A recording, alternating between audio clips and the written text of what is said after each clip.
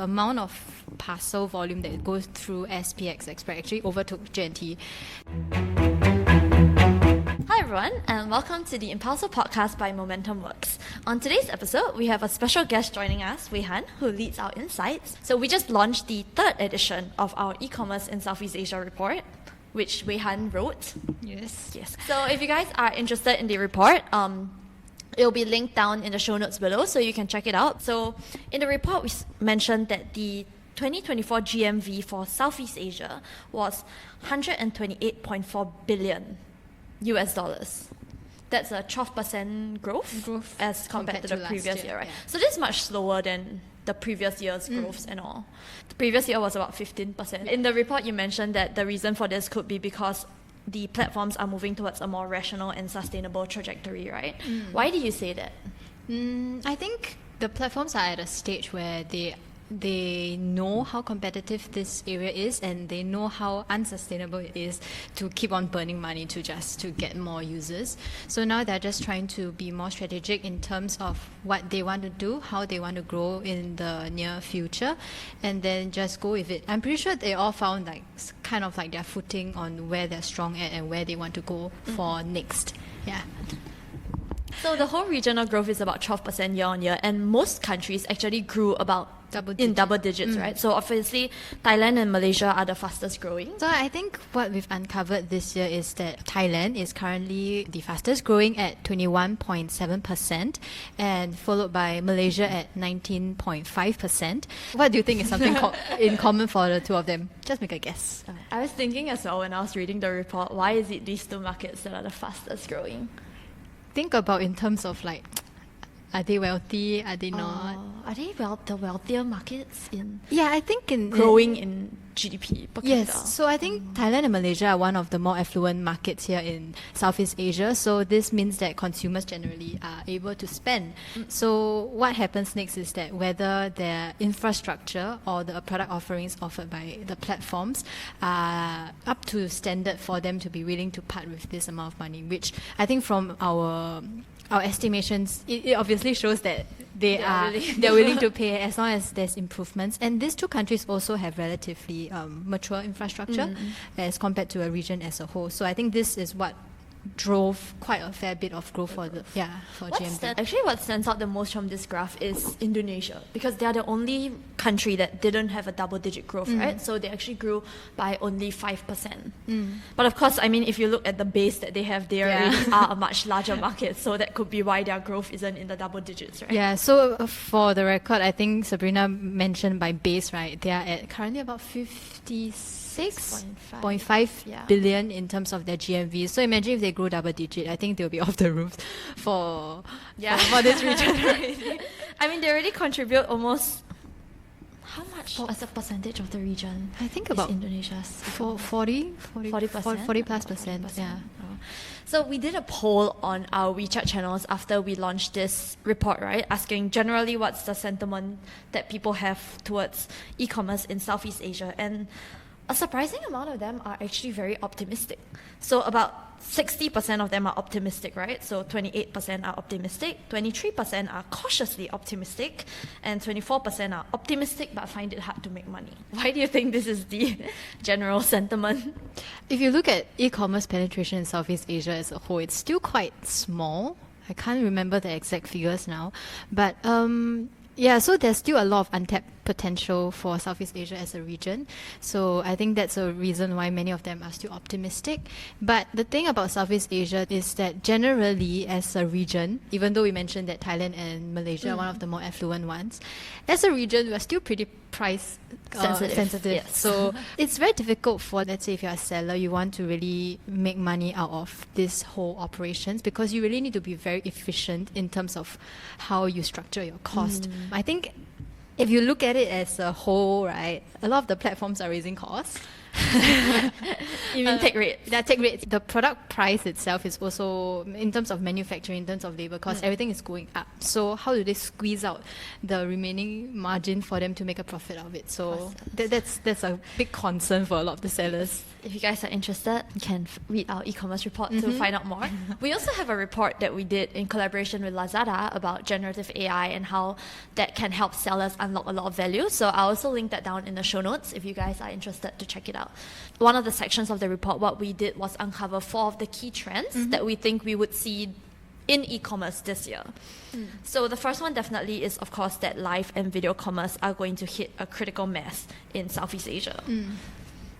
So I think we did some calculation, right, to estimate roughly how big video commerce is as compared to like the overall marketplace. So what we found out is that live commerce in Southeast Asia actually contributes about $17.6 billion, and this represents up to about 14% of the overall platform GMV. And this is in comparison to what you see in terms of the videos, which is at about 6%. This is different from what we see. I was talking to some of our community members, and this was a slide that they found interesting as well, because they thought that generally it would follow a more similar trend where video commerce would lead. But it seems like live commerce is more effective in generating GMV. I think if you look at it in terms of the live commerce infrastructure we have here, I would say that it's relatively a lot more developed as compared to the US, especially if you see countries like in Vietnam, I think in Thailand as well, where there are a lot of, let's say, MCNs, and there's also a lot of influencers as well as content creators. So these are the people who are really driving this content. So I think a reason why we say that it hits a critical mass, because if you combine the two, they add up about 20% of overall platform GMV, which is considered quite a big improvement as compared to back when, let's say, TikTok first started. People were wondering, why people really buy off video? Buy off video or live commerce. So now we have a lot of MCNs who are spearheading live production in terms of live selling, and we have a lot of very big live hosts. They know what the layperson like you and me like, and they are very good at selling this, like for example a lipstick or whatsoever to them. So from a consumer's perspective, consumer in Southeast Asia, have you bought anything from live commerce, video commerce? I have not, mainly because they don't have the right discounts and the right products for me, but I like to watch live commerce. So another trend that we mentioned, which I feel we've been talking about for a while, so we did an episode, I think almost a year back, about Shopee Express specifically, right, is that we see logistics kind of consolidating as a whole. Yep, Sabrina rightly pointed out about Shopee Express. Actually, the right term should be SPX Express. They rebranded and it's under Shopee. So they have really invested quite a lot of their resources and capital into developing their own logistics arm. And I think even though currently the main market leader is still J&T Express, but I think at some point in time, like last year, H2 or something, the amount of parcel volume that goes through SPX Express actually overtook J&T slightly. Yeah, so I'm pretty sure Shopee is really set on wanting to have their own logistics because it makes things a lot easier. Since last year, we've been doing a lot of trips to China, right? And then logistics is one of the topics that we cover. And what was really interesting to me is the difference between who chooses the logistic players in China as compared to Southeast Asia. So in Southeast Asia, the platforms are the ones that get to choose who are the logistic players that deliver, right? So obviously this gives platform-backed logistic players like SPX, J&T technically because they work very closely with TikTok Shop, and then even Lazada has their own logistics. These three players alone dominate about 60% of the parcel volume already in Southeast Asia. But it makes sense because if I'm an e-commerce platform and I have my own logistic players, why would I not give the parcel volume to them? So then where does this leave third-party logistic players? I think a lot of third-party logistics players, what they're trying to do now is really to find, number one, how to work with some of the other platforms. For example, TikTok Shop, a lot of the parcels still goes to J&T. I'm pretty sure they do have other smaller 3PLs that are supporting them. So that's one. And we are not sure whether TikTok will eventually build their own logistics because it's pretty asset heavy. And the other ones, a lot of them are actually going into more B2B or more niche sectors, such as going into cold chain, going to maybe bulky items delivery. Because if you look at it in terms of, let's say, SPX perspective, is that these are just these niche categories only contribute to a very small percentage of what they want to sell. So it doesn't make sense cost-wise for them to invest in it. So this leaves a gap for the 3PLs to actually go in. So the third trend that we looked at in the report, and this is something that we've seen a lot of people asking questions about, right? Essentially is Chinese and local brands challenging global players. And we see it not just in e-commerce brands, right? But also in terms of Chinese F&B that's going global, which we do multiple podcasts about usually. So how do you think this affects the landscape? Because branded GMV is not a very big proportion of our current e-commerce market, right? It's maybe like less than 30%. Yeah, so I think for a lot of the brands now, they're also facing a dilemma. A lot of them are asking us like, so how exactly should we allocate our e-commerce budget? Because you can't keep cutting prices, you can't keep giving discounts in order to sustain. And then now you have a bunch of new brands coming in, and a lot of them are digital native, so they are born during the era where TikTok is common, e-commerce is common, as compared to a lot of like the incumbents, the global giants that we are familiar with. So a lot of the established brands are actually really trying to figure out what's the next direction to go. Should they focus more in terms of, let's say, even going offline, because that's where they still have a lot of control over.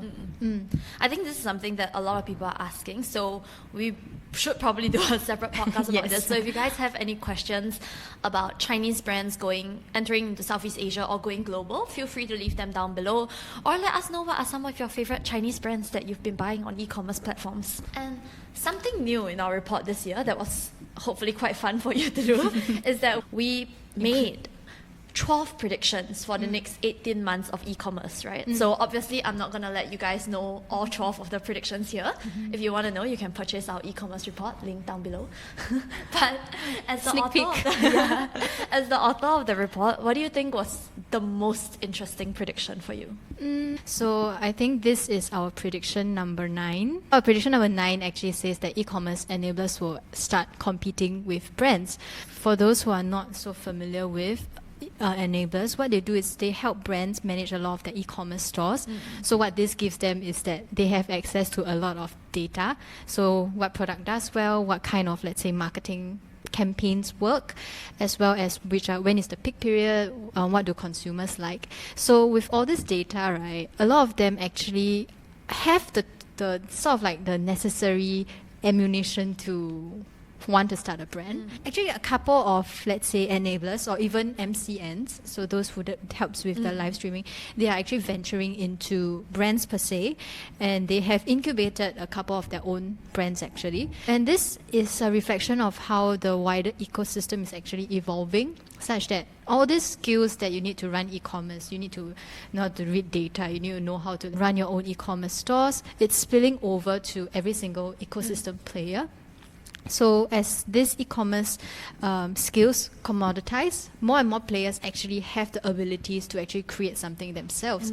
So, and what we're seeing with a lot of the enablers is that they are going into brands because they are also trying to figure out how to stay afloat in this economy.